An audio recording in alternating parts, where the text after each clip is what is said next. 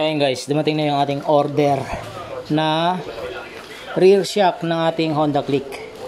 Ayan, so ito. So bubuksan natin. So ito yung pinili natin na brand kasi gusto lang natin i-test mga boss. Ayan. Kung maganda ba sa ating Click. So ang nagustuhan ko lang dito guys yung design. Ayan, kaya bubuksan natin. Ayan, may kasama akong magbubukas. Si Ming Meng. Ayan. Ayan. So kasama ko magbubukas yan guys.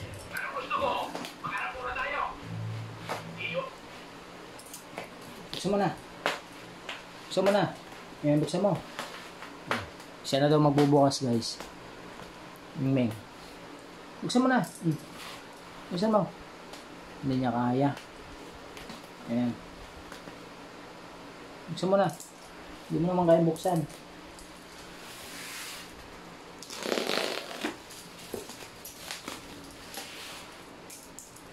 Ayan, buksan na natin. Kung tama ba yung in-order natin na shock. Sumukoto guys. Ayan, may baso siya. Ayan, so 330mm. Ayan, black and white. Ayan guys. Ingay. Ingay alaga natin.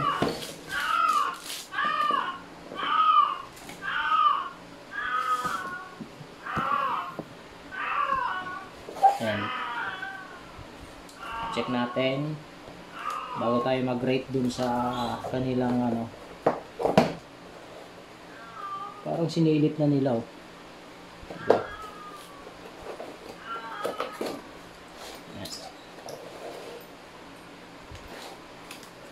Ayan. 330mm. Ayan guys. So alam ko nito is design lang. No, pampaganda lang sa shock. Ito, yung baso. Ito hindi ano to. Ang pagkakaalam ko kasi yung mga ibang nagbebenta, sinasabi naman nila na ito lang ay design. Guys. Ayan.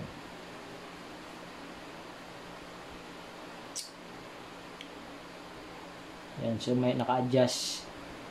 Kung gusto mong pahabain, ito, adjust mo lang siya. Ito. Yan. Tapos may kasama siyang bushing para dito. Dito sa butas na to. Ayan, bushing na yan. Tapos allen na maliit para naman dito. Ayan. Hindi ko alam kung para saan tong isa. Check natin kung para saan ba tong isa. Para saan ba to?